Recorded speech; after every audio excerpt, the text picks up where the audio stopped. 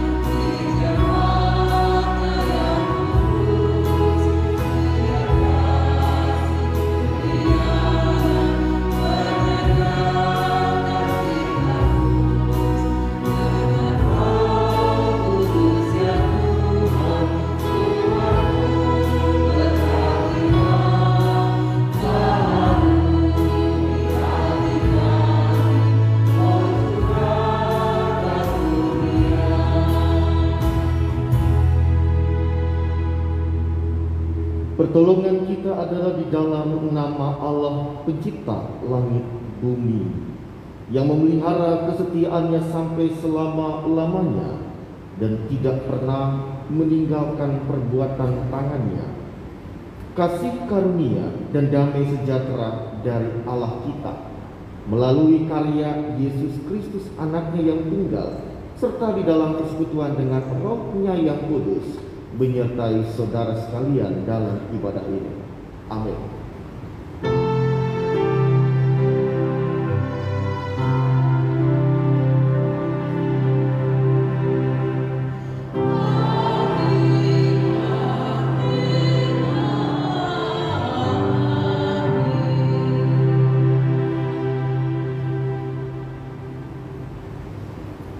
Silakan duduk.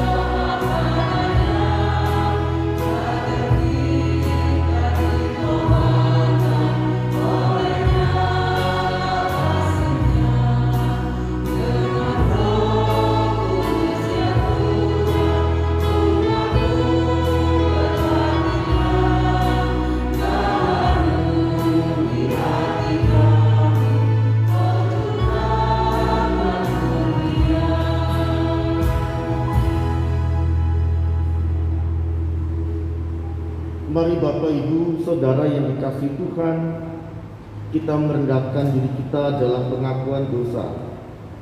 Sebelum kita mengaku dosa secara pribadi setiap kita dalam saat teduh, dengarkanlah firman Tuhan dalam kitab Yesaya 59 ayat 2 mengatakan, "Tetapi yang merupakan pemisah antara kamu dan Allahmu ialah segala kejahatanmu, dan yang membuat dia menyembunyikan diri terhadap kamu sehingga ia tidak mendengar ialah segala dosamu. Mari kita mengambil saat teduh mengaku dosa secara pribadi. Kita mulai.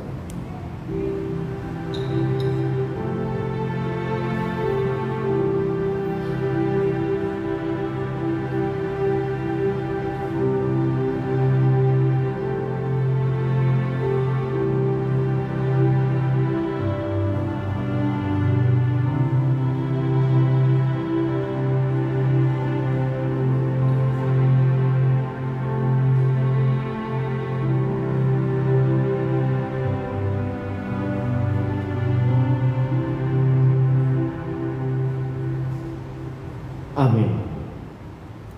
Saudara-saudara, Bapak Ibu yang dikasihi Tuhan, bagi setiap saudara yang telah mengaku dosa dengan sungguh-sungguh, dengarkanlah berita anugerah dari Tuhan Yesus pada Yohanes 3 ayat 16. Karena begitu besar kasih Allah akan dunia ini, sehingga Ia telah mengaruniakan anaknya yang tunggal, supaya setiap orang yang percaya kepadanya tidak binasa, melainkan memperoleh hidup yang kekal. Berdasarkan firman Tuhan itu, maka sebagai pelayan Yesus Kristus, saya memberitakan bahwa pengampunan dosa telah berlaku dalam nama Bapa dan Anak dan Roh Kudus. Amin.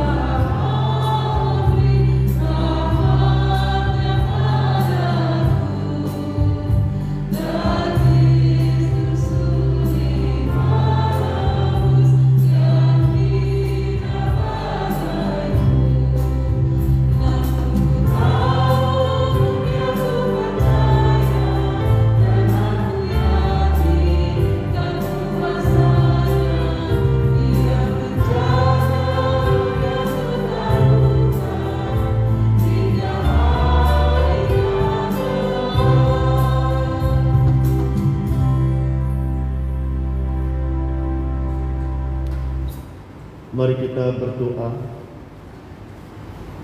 Bapa di sorga, kami akan membaca kitab suci kami, mendengarkan firman Allah. Biarlah Roh Kudus-Mu membimbing kami untuk bisa mengerti dan melakukan dalam kehidupan ini. Di dalam nama Yesus Kristus Tuhan kami berdoa. Amin.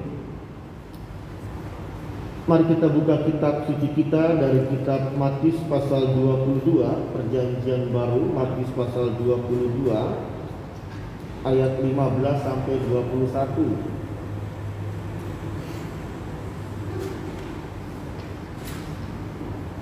Kitab Injil Matius pasal 22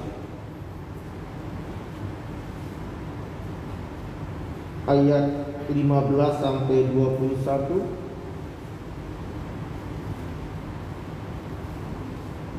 Saya akan bacakan buat kita.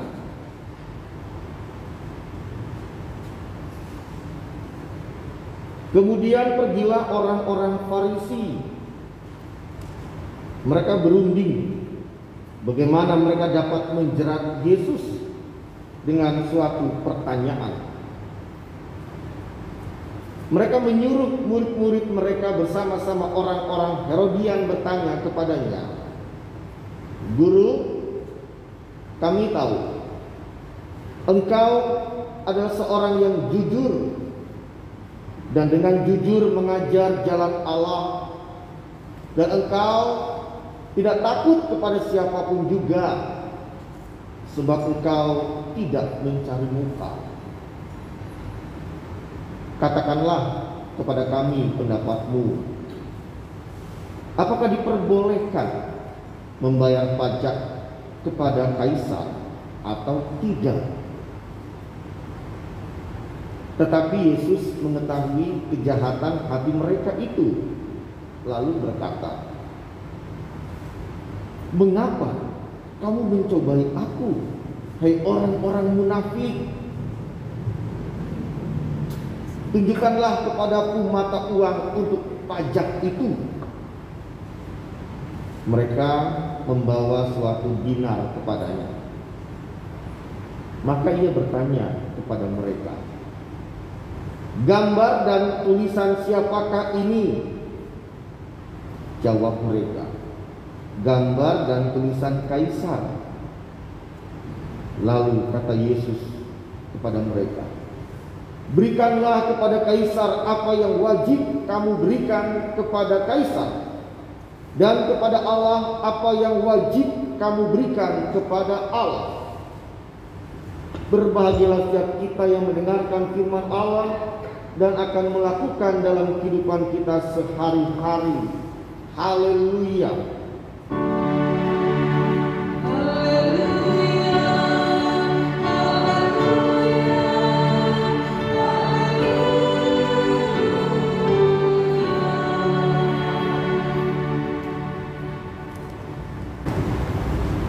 Tema khotbah pada ibadah ini adalah antara hak dan kewajiban. Antara hak dan kewajiban. Saya akan mulai dengan satu kebiasaan Bapak Ibu Saudara setiap hari adalah makan dan minum bersama di meja makan. Atau kalau tidak, mungkin dalam kesempatan hanya makan atau minum seorang diri ketika yang lain sibuk.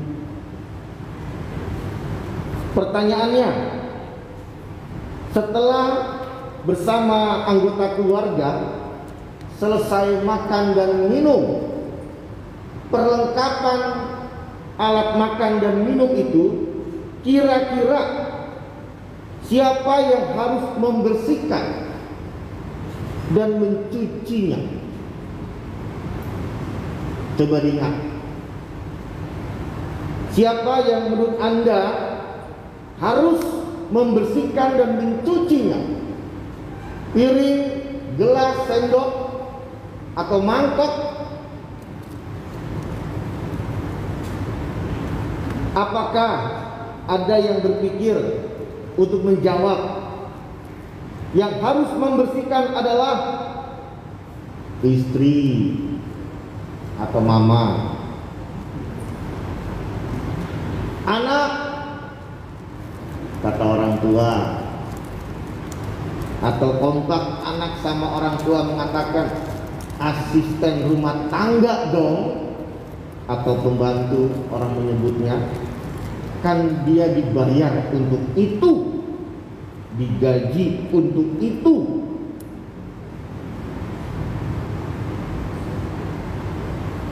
Ternyata membersihkan atau mencuci perlengkapan makan sesudah makan tidak secepat saat Anda memilih lauk pauk atau makanan di meja makan.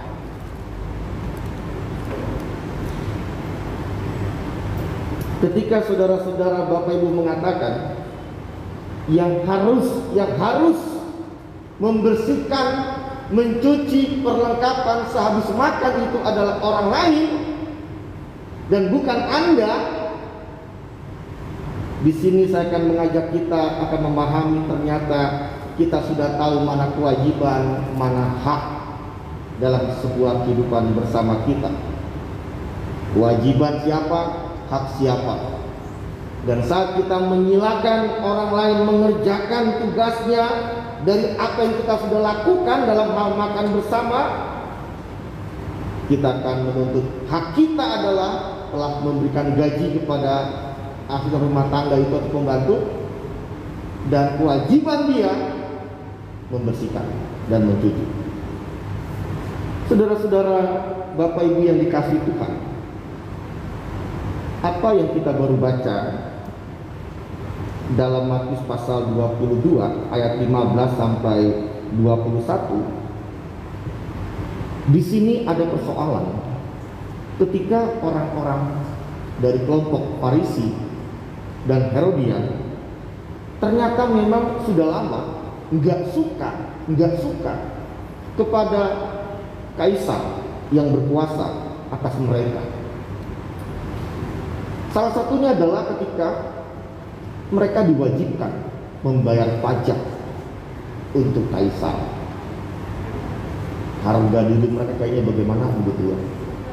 Mereka merasa rendah, dijajah, nggak ikhlas, nggak rela membayar pajak kepada kaisar. Perhatikan, mereka nggak tahu bagaimana cara memberontak. Mereka bingung untuk bisa melakukan perlawanan, dan mereka menggunakan cara yang jahat, yaitu memperalat tanda kutip atau menggunakan orang lain untuk meletupkan pemberontakan atau ketidaksukaan itu. Kita lihat Bapak Ibu Saudara, ayat yang ke-15 sampai ayat ke-21 itu. Datanglah kelompok Herodian di ayat 17 mengajukan pertanyaan kepada siapa? Yesus. Mereka mau menggunakan Yesus sebagai awal, memviralkan, menghebohkan sebuah pernyataan yang akan dilakukan dari pertanyaan mereka, bahwa memang kita harus melawan kekuasaan kaisar yang mewajibkan membayar pajak. Ketika mereka bertanya kepada Yesus ayat 17, ya, begini pertanyaannya: apakah diperbolehkan membayar pajak kepada kaisar atau tidak? Ini kalau lihat dari cara ngomongnya, orang Herodian itu orangnya sepertinya rapi, tutur katanya itu kayaknya sangat apik ya, untuk membuat orang jadi simpatik. Sebab sebelum dia bertanya itu, ya, kalimat-kalimat pujian, kalimat-kalimat yang positif itu diungkapkan untuk Yesus. Karena dibilang begini: Guru, kami tahu engkau adalah seorang yang jujur dan dengan jujur mengajar jalan Allah, dan engkau tidak takut kepada siapapun juga, sebab engkau tidak mencari muka. Ini orang yang apa ya, membuat kita, ini orang pasti baik nih, orangnya lembut, tutur katanya diatur, nggak songong, nggak kasar. Tapi dalam kesempatan ini, ketika pertanyaan diajukan walaupun mungkin lembut, pelan, santai, apakah diperbolehkan membayar pajak kepada kaisar atau tidak? Yesus tahu ada niat jahat. Hati mereka jahat. Jahat Bapak Ibu Saudara. Ayat 18. Tetapi Yesus mengetahui kejahatan hati mereka.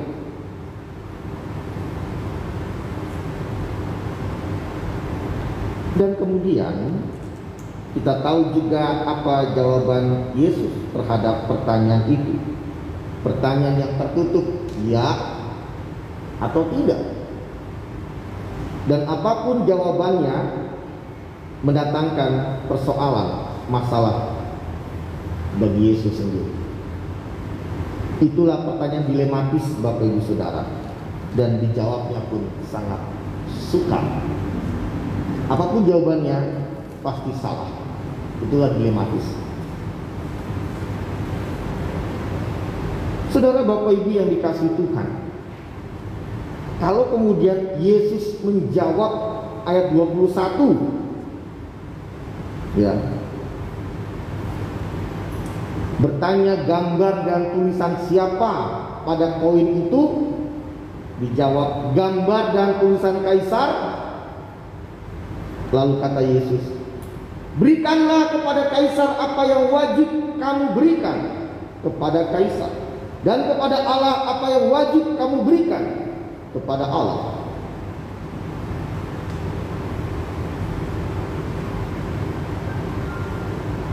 Yesus tidak menjawab iya atau tidak atas pertanyaan mereka, tapi Yesus mengingatkan, selama ini kamu hidupnya seperti apa di hadapan Allah dan pemerintah, yaitu kewajiban kamu dilaksanakan apa tidak, kewajiban terhadap Allah dan juga pemerintah atau kaisar. Saudara Bapak Ibu, menarik, Yesus tidak menekankan tentang hak umat terhadap Allah dan hak terhadap kaisar. Walaupun memang tentu tidak ada pertanyaan ke situ, tapi dengan menekankan kewajiban, maka jelas selama ini kalau bicara kewajiban ada banyak orang mengelak. Kalau bicara kewajiban ada banyak orang lupa, pura-pura lupa, langsung pikun seketika. Inilah yang kita akan gumulkan Bapak Ibu Saudara. Jangan-jangan tidak ada keseimbangan antara hak dan kewajiban dalam hidup kita untuk kita lakukan. Tidak ada keseimbangan berarti bisa saja lebih banyak kita menuntut hak kita terhadap orang lain atau sebuah kebersamaan. Bapak Ibu, kenapa sih orang tidak melakukan kewajiban, tidak memperjuangkan kewajibannya? Ternyata oleh karena ketika orang mengerjakan kewajibannya, itu bisa membuat dirinya itu capek. Seorang pekerja dalam sebuah instansi atau mungkin dalam sebuah pabrik gitu ya, yang biasa kita kenal dalam konteks saat ini, yang cukup banyak karyawannya atau buruh, ternyata mereka harus tetap kreatif, berjuang, bahkan sampai capek, kualitas yang terbaik dalam mengerjakan kewajiban sebagai karyawan atau buruh di situ. Dan mereka seolah nggak suka kalau diatur-atur, bahkan ditegur. Kalau dalam perusahaan atau pabrik ada bagian QC, bagian produksi selesai, lalu QC mengecek, ini reject, balikin, itu sewot, itu bagian produksi. Capek lagi mereka, ini perbaiki, nggak lolos untuk ekspor misalkan. Akhirnya apa? Mereka ngedumel, mereka kesal, capek aku. Diatur-atur seolah orang yang bodoh, orang yang lemah. Ya, itu udah menyangkut perasaan Bapak Ibu Saudara. Ya. Kalau kewajiban dilakukan, bicara soal perasaan, rendah diri, merasa teraniaya, diremehkan, itu udah susah. Mereka cuma bilang haknya aja, pokoknya gajinya tahun depan naik.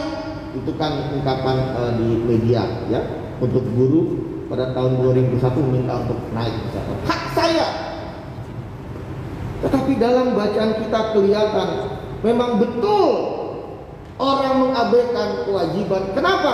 Karena kewajiban membuat orang kreatif, berjuang, lebih berusaha, kualitas, Dan sayangnya mental kita adalah hanya apa adanya.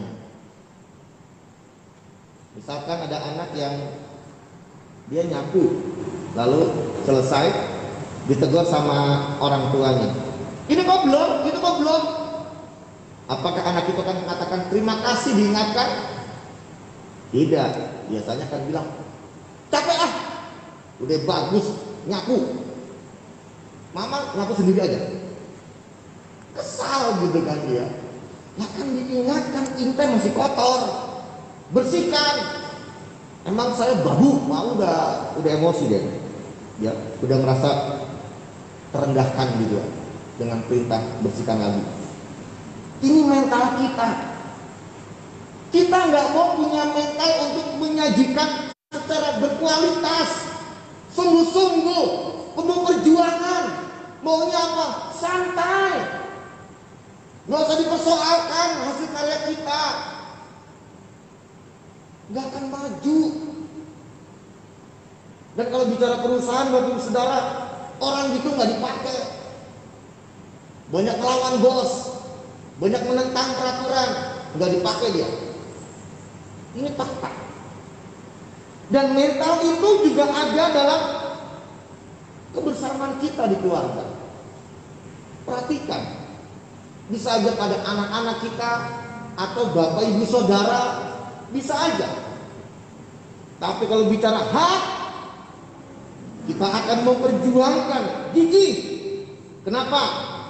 Hak itu membuat kita senang, dihargai, dihormati, dianggap, dan bisa angkat kepala. Saudara Bapak Ibu yang dikasihi Tuhan, kalau kita berefleksi akan kehidupan Yesus hidup selalu memperjuangkan bukan hak, tapi kewajiban sebagai anak Allah.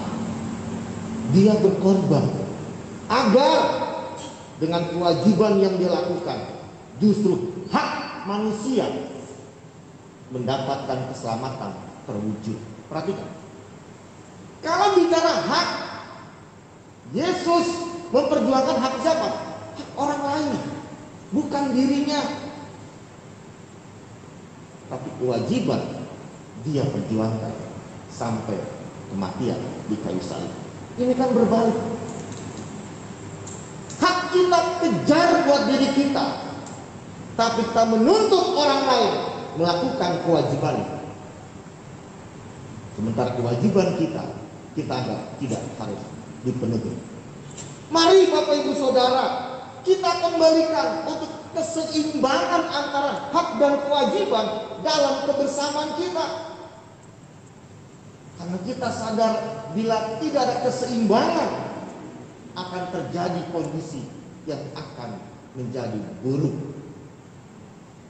Tanpa mengurangi pergumulan kita, Bapak Ibu Saudara, tanpa mengurangi persoalan hidup karena COVID-19 ini, harus saya katakan, sudahkah kewajiban anggota CD di jemaat Anda lakukan?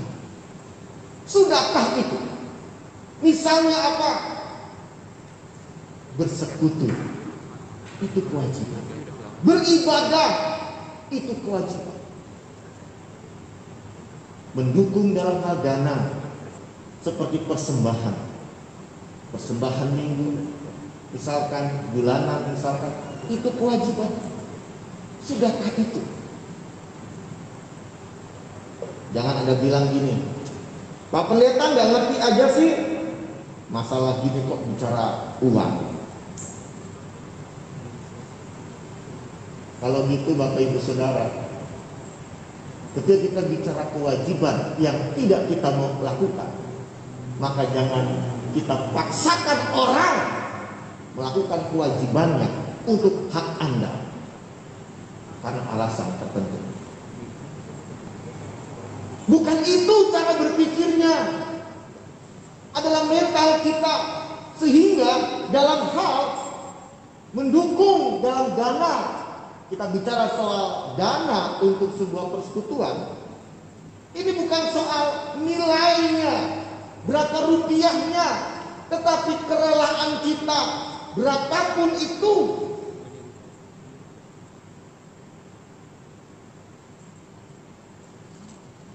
Karena itu bicara tentang perjuangan, termasuk memperjuangkan stabilitas persekutuan, pelayanan, dan juga supporting dari finansial saudara. Ini juga bagian yang perlu kita perhatikan. Dan mari pada akhirnya Bapak Ibu Saudara, perjamuan kudus yang kita akan lakukan, kita harus akui sebuah karya perjuangan Yesus melakukan kewajibannya hingga kematian di kayu salib. Darah dan tubuhnya yang dalam persiapan KRT kemarin, persiapan perjamuan kudus, saya mengatakan makan darah, makan daging dan minum darah Kristus membawa kita masuk ke surga. Makan daging atau tubuh dan minum darah Kristus membuat kita merasakan Tuhan tinggal dalam hidup kita. Berarti memang Dia sedang menyediakan sebuah karya keselamatan yang nyata sekarang kebersamaan dengan Tuhan, dan nanti kebersamaan dengan Tuhan juga dalam kemuliaan Allah setelah kematian Bapak Ibu Saudara kita semua. Dia tuntaskan. Mudah? Gampang? Justru untuk itulah betapa berharganya sebuah kewajiban di hadapan Allah, karena dilakukan dengan penuh pengorbanan dan perjuangan. Dan itu kenapa kita baca dalam kitab suci seorang janda miskin dipuji oleh Yesus. Enggak semua orang dipuji oleh Yesus, tapi Tuhan memuji janda miskin itu bukan karena uang yang dia kasih.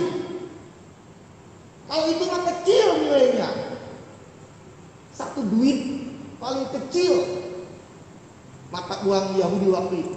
Tapi yang Tuhan lihat dan puji adalah pengorbanannya melaksanakan kewajibannya itu. Ini luar biasa. Kita malu sebenarnya bahwa sepanjang hidup kita, kita mempersoalkan hak kita kepada Allah. Contoh, Tuhan sembuhkan saya, Tuhan tolong kami. Kita minta kuasa Tuhan. Bahkan kita mengutip ayat Alkitab, Engkau berjanji dalam namamu ada mujizat. Kita pakai ayat-ayat Alkitab untuk membenarkan hak kita. Tuhan, Engkau bilang sayang kepadamu, tunjukkan, bantu aku, angkat bebanku. Enggak salah, silakan. Tapi di balik itu bisa Tuhan melihat betapa jahat hati kita. Kita enggak bicara dan hidup untuk kewajiban kita di hadapan Dia. Kita enggak mau berjuang untuk Dia. Kita banyak alasan untuk menolak berjuang bagi kehidupan bersama Tuhan, pelayanan, bahkan juga kewajiban dalam keluarga untuk membangun kebersamaan lebih baik. Kiranya perjamuan kudus membuat kita menyadari kembali. Lakukanlah kewajiban kita. Ada keseimbangan dalam hidup kita. Enggak usah malu, enggak usah merasa rendah, enggak usah gengsi. Seperti seorang anak yang mungkin diledek sama mamanya atau bapaknya. Cie, cuci baju sendiri nih, cie, bersihin kamar nih, cie, cuci piring nih, cie. Kalau itu membuat Anda merasa bahagia dari sebuah kewajiban yang Anda perjuangkan, Anda bisa mengatakan, terima kasih aku diingatkan melakukan kewajibanku sebagai anak, suami, istri, orang tua, dan anggota jemaat. Amin. Saudara Bapak Ibu, mari kita dengan sikap berdiri kita akan mengucapkan pengakuan iman rasuli bersama-sama dengan gereja dari segala zaman dan tempat. Kita ucapkan pengakuan iman Rasul demikian. Aku percaya kepada Bapa yang Bapa dan kepada Yesus Kristus yang dikandung yang berita di dalam Kristus disalibkan dan hidup tunggal saudara gereja sehingga yang akan datang dari sana menghakimi dan berjaya. Aku percaya kepada Kudus, gereja Kudus, Persekutuan Orang Kudus, pengampunan dosa, pembaptisan dosa, dan hidup yang kekal. Amin. Silakan.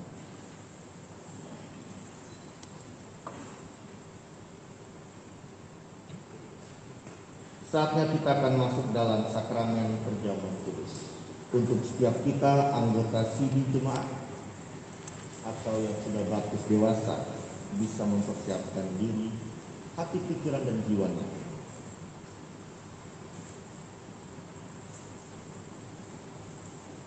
Sakramen perjamuan kudus yang dilayankan dalam gereja itu berdasarkan perintah Tuhan Yesus.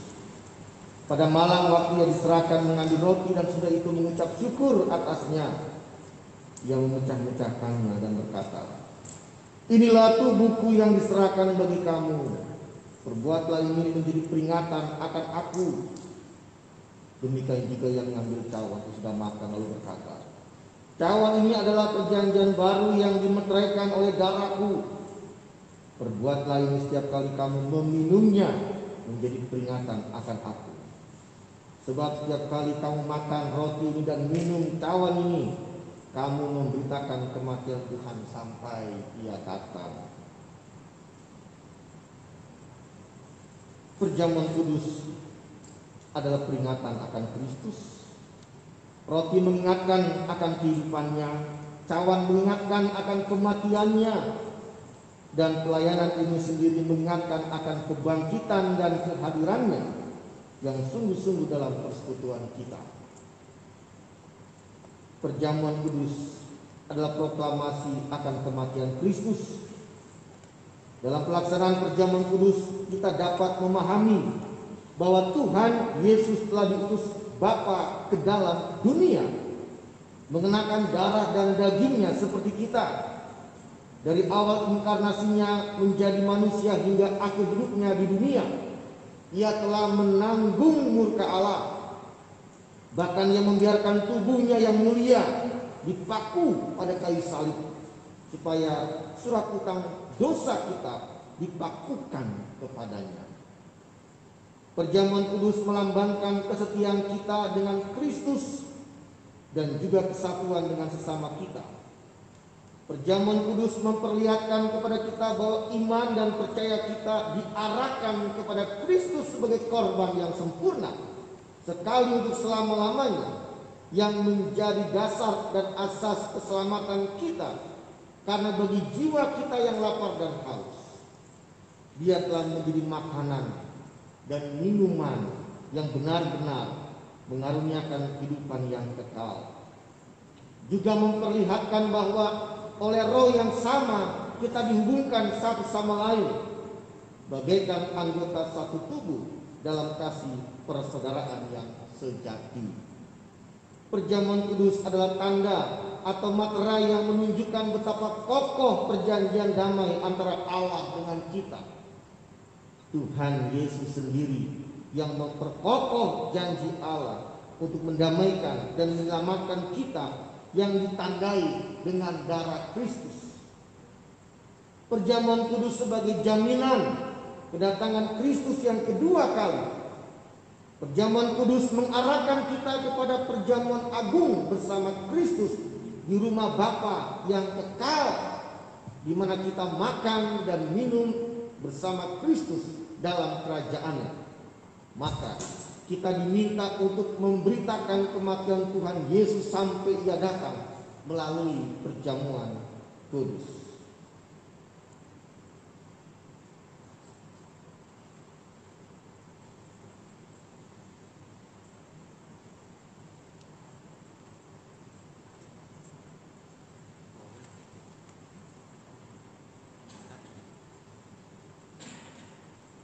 Mari kita menguji diri memasuki perjamuan kudus dan meja perjamuan telah disiapkan.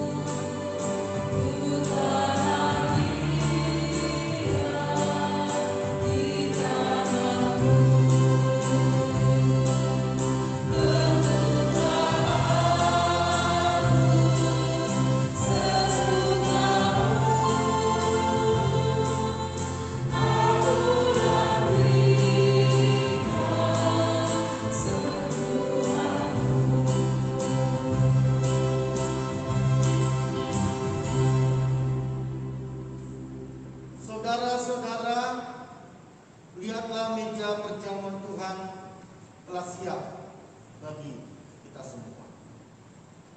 Perjamuan kudus diperuntukkan bagi saudara-saudara yang telah dibaptis dan mengaku percaya atau sudi. Berbagailah setiap anak-anak Allah Bapa yang telah diundang ke meja perjamuan kudus ini. Saudara-saudara, supaya kita dipelihara oleh roti surgawi, yakni Yesus Kristus, janganlah hati kita melekat pada roti dan anggur yang kelihatan ini, melainkan hendaklah dengan iman kita mengarahkan hati kita kepada Yesus Kristus Tuhan kita dan Juru Selamat kita. Kiranya damai sejahtera Tuhan menyertai persekutuan kita.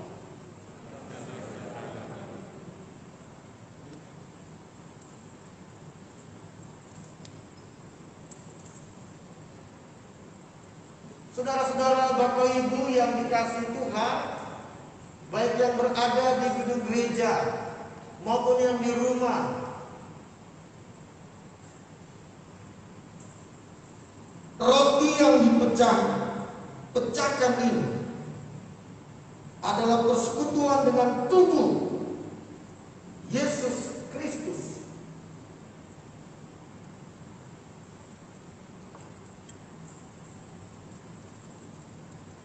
Amin. Amin.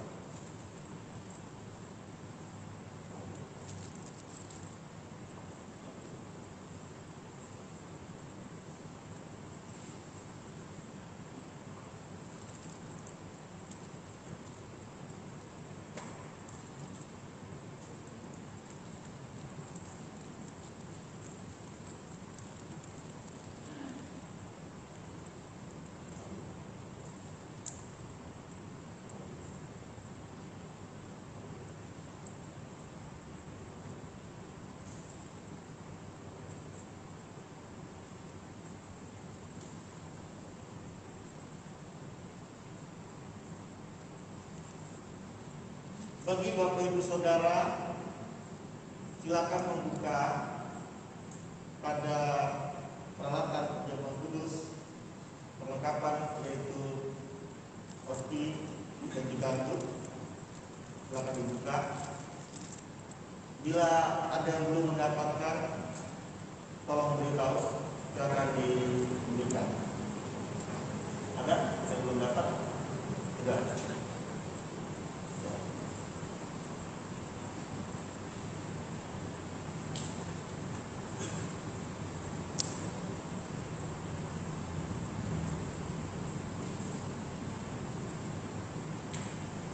Ingat dan percayalah bahwa tubuh kita, Yesus Kristus, telah dipecahkan untuk pengampunan segala dosa kita.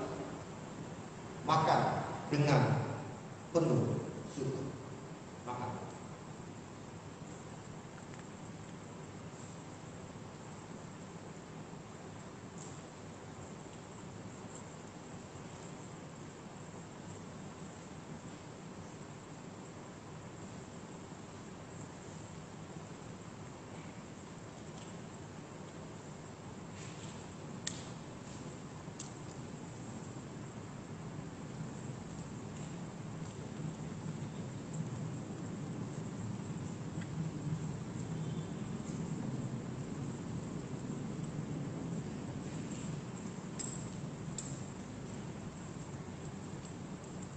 anggur yang dicurahkan ini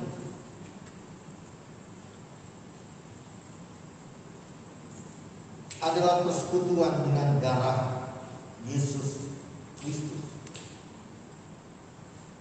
Darah perjanjian baru yang dicurahkan buat kita.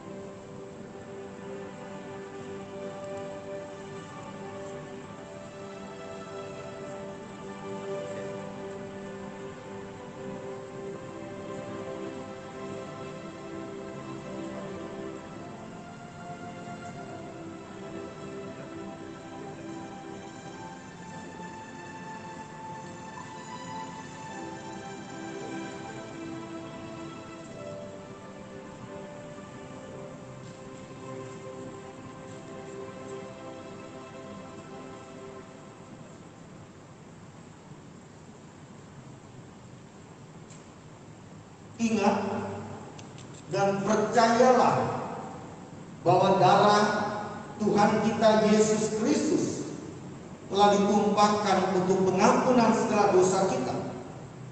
Minumlah dengan ucapan syukur. Minumlah.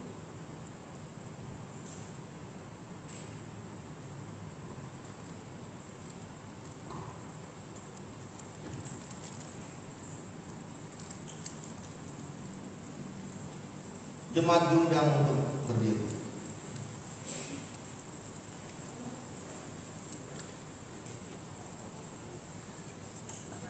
Saudara-saudara, Bapak Ibu, semua kita, baik yang di ruangan ini maupun yang di rumah, telah melaksanakan perjamuan kudus. Terimalah apa yang Allah memberikan buat kita semua dalam berkat-Nya.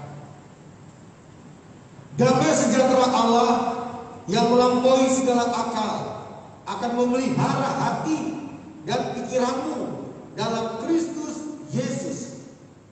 Amin. Silakan kembali.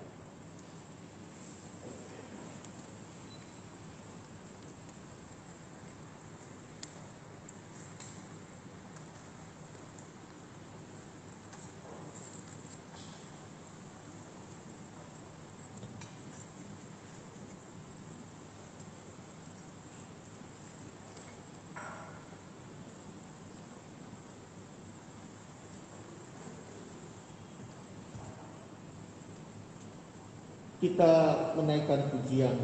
Pujilah sumber hidupmu, puji Dia di dalam sorga sampai kekal abadi.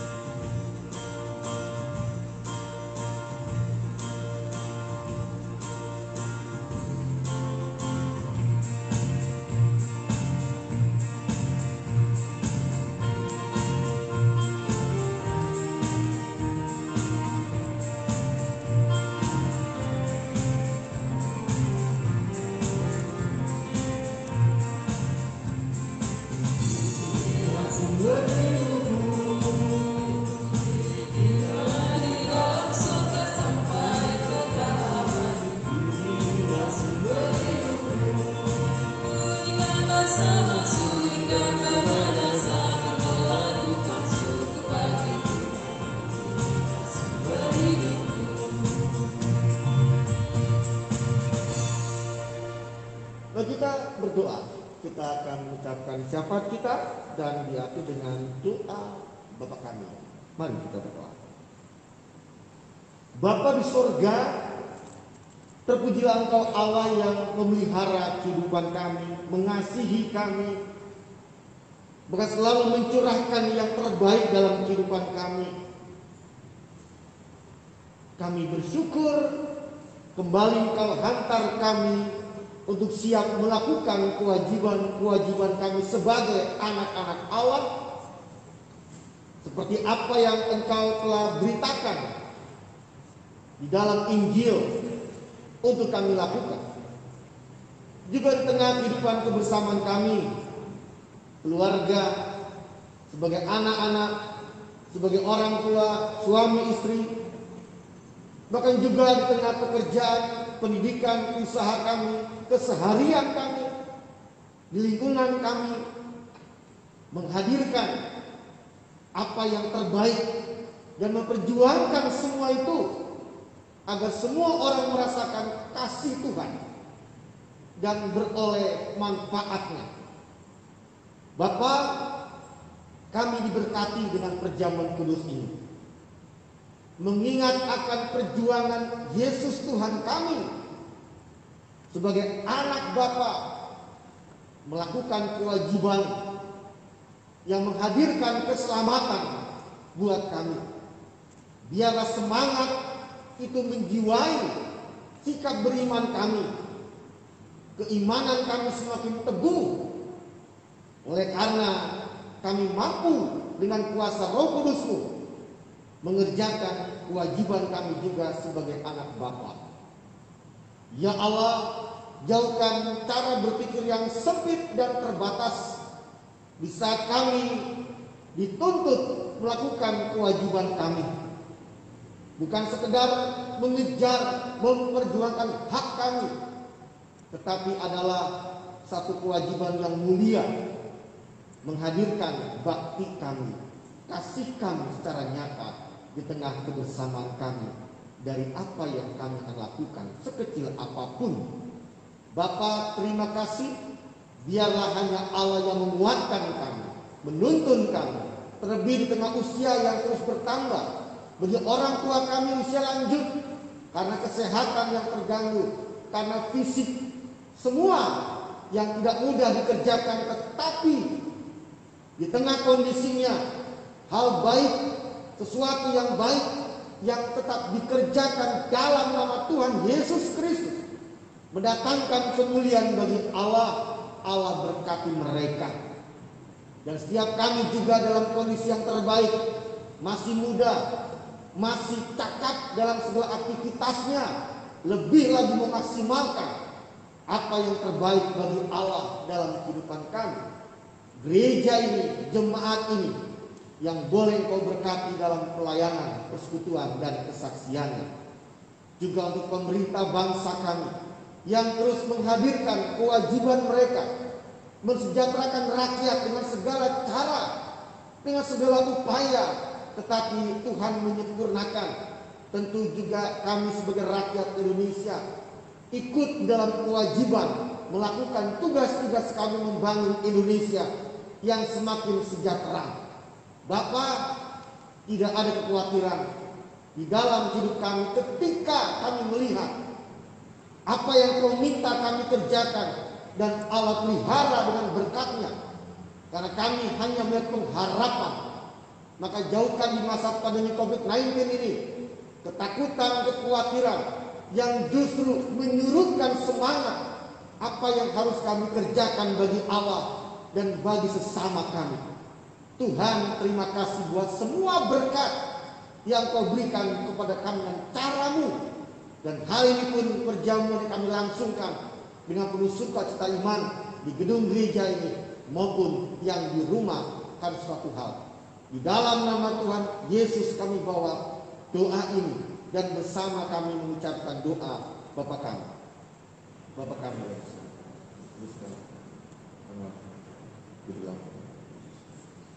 berikanlah kami pada hari ini makan kami yang sekutu, dan ampunilah kami yang salah seperti kami telah dan janganlah kami dalam pencobaan. Lepaskanlah kami dari godaan jahat.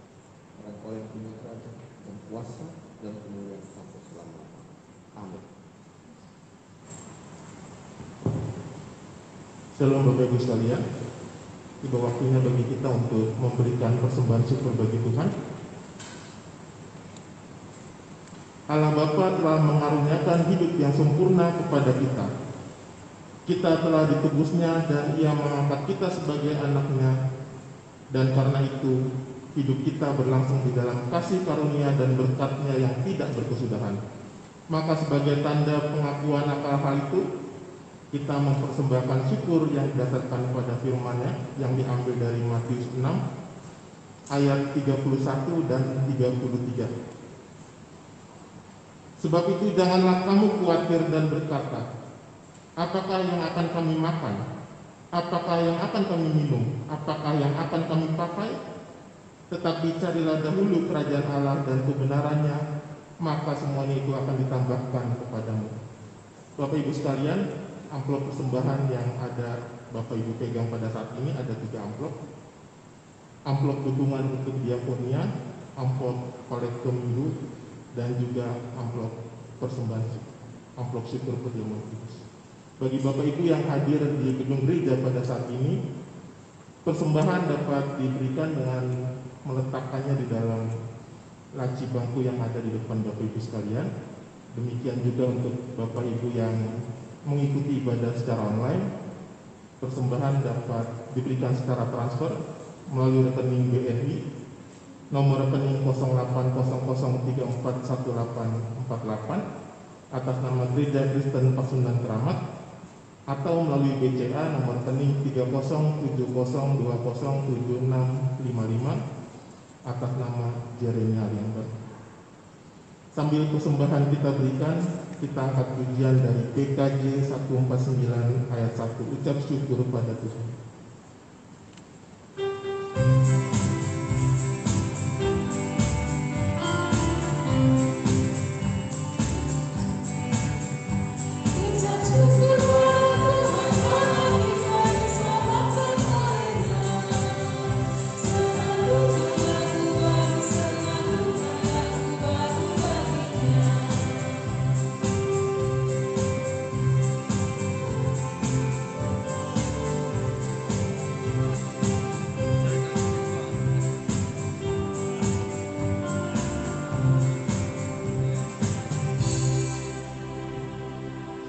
Bapak Ibu, dengan sikap berdiri kita akan menyerahkan persembahan melalui doa persembahan.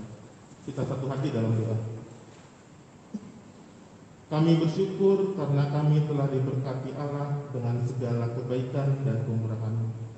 Dan karena anugerah-Mu semata, maka kami dapat memberikan persembahan kami saat ini.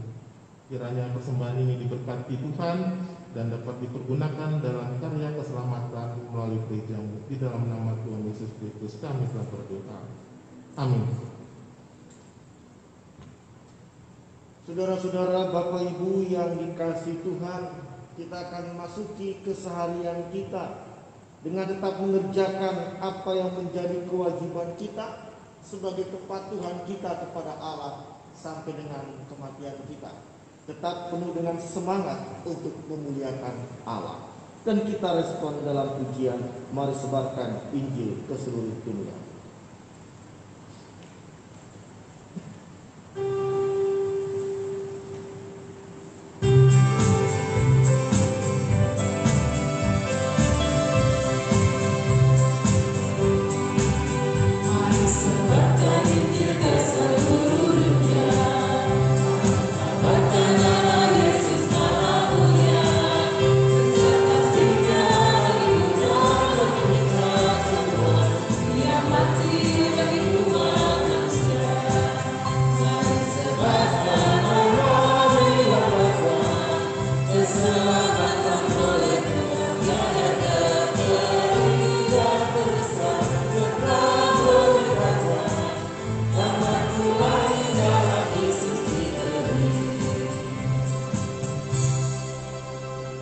Kini terimalah berkat.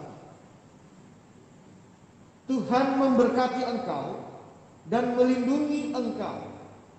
Tuhan menyinari engkau dengan wajah-Nya dan memberi engkau kasih karunia. Tuhan menghadapkan wajah-Nya kepadamu dan memberi engkau damai sejahtera. Amin.